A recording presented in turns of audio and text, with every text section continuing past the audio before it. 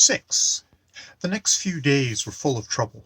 My parents had to go to school and talk with Miss Steele and the school guidance counselor, a person I'd never met. They decided to give me some tests to find out what variety of feeble-mindedness I had. The guidance counselor was named Mr. Hines. He was a nice guy.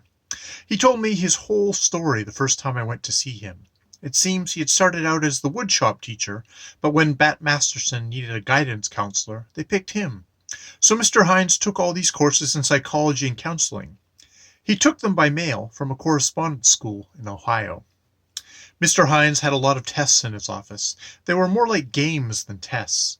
He had blocks you put together while he timed you, and pictures of scenes that he would show you, and you had to make up a story about what was going on. He also gave me an ink blot test, which I'd heard about, and a lot of other tests, me drawing pictures and writing things and filling in blanks. I was excused from classes 4 afternoons in a row, and every day I went down to Mr. Hines' office to take tests. Mr. Hines also gave me a gum and candy when I was in his office. After he'd finished all the tests, Mr. Hines said, "Well, I'm not supposed to tell you the results of the tests, but I will tell you that you are 100% normal and average in every respect.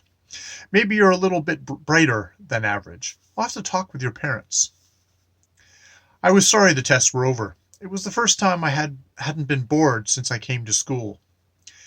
This is what my parents, Mr. Hines, decided. Since I wasn't feeble-minded, and the psychology tests hadn't shown any signs I was crazy, there was no reason that I should be failing all my subjects. Mr. Hines said that there had to be something wrong with me, and since he couldn't find what it was, my parents ought to send me to a child psychologist. Mr. Hines said we were very lucky because he could recommend someone really good. It seems the guy who had been his professor by mail when he was studying to be a guidance counselor had come to Hogborough, and set up an office. He gave my parents the name and the telephone number of the professor by mail, and they made an appointment for me. The next day, I went to the office of Dr. Prince. It was in a big building in Hogborough. I had to leave school early to catch the bus. Mr. Hines had arranged it. There was a newsstand in the lobby of the office building. I don't know why I did it, but before going up to Dr. Prince's office, I bought a piece of bubble gum and a nickel cigar. And Aln Mndlshn had told me that if you chew bubble gum at the same time as smoking a cigar, it won't make you sick. I had planned to go somewhere after my appointment with Dr. Prince and have a smoke. Dr. Prince had this tweed suit on that looked too big for him. He wore glasses. There were 2 big unupholstered chairs in his office, the kind you sink into. He told me to sit in one. "You smoke, I suppose," he said. I said, "Sure." "Well, you can smoke here. You can also say dirty words. Anything you say to me, I will never tell anyone. That's called confidentiality." Actually, I'd never smoked so far. The cigar was going to be my first attempt, but I wanted to get off on the right foot with Dr. Prince, so I popped the bubble gum in my mouth and chewed it for a while, and then got the cigar started. Mndlshn was right as usual. I didn't get sick. Now suppose you tell me why you hate your parents," Dr. Prince said. "As I'd mentioned before, my parents are sort of dumb, but totally lovable. I didn't hate them, and I told Dr. Prince so." "Of course, I expected you to say that," said Dr. Prince. "You aren't willing to admit it now, but when you feel more comfortable with me, you'll be able to say that you hate your parents." Dr. Prince seemed sort of disappointed. Dr. Prince seemed sort of disappointed. I didn't want to hurt his feelings. After all, he was letting me smoke my cigar, and he told me that I could say dirty words. He was obviously trying very hard to get me to like him. I wanted to help him out. "Well, I do feel sort of angry at my parents sometimes," I said. "Aha! Now we are getting somewhere," Dr. Prince said. "You're angry at them because they pay more attention to your little sister, right?" "I don't have a little sister," I said. "Little brother, then?" "No, no little brother." "Older brother? Older sister?" "No."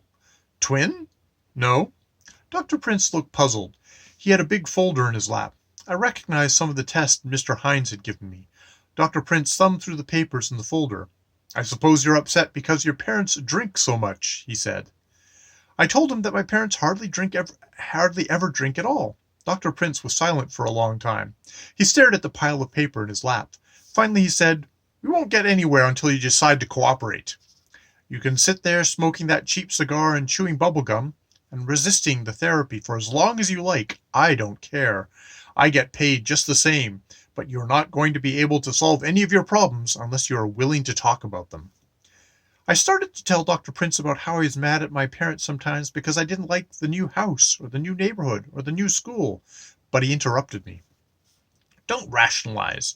Right now you're feeling angry at me. It's perfectly normal. I have guessed your secrets, and naturally you want to cover up. You'll understand all this better later on. Now let's talk about something else.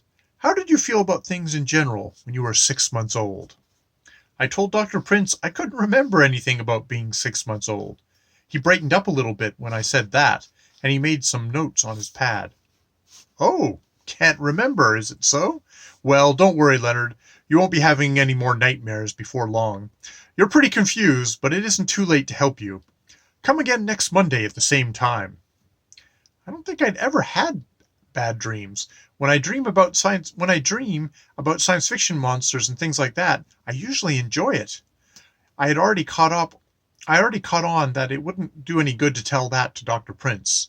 He shook hands with me, and I went down to the elevator.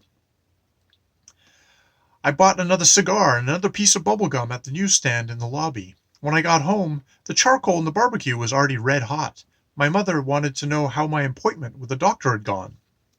"Dr. Prince says it's all right for me to smoke cigars," I said.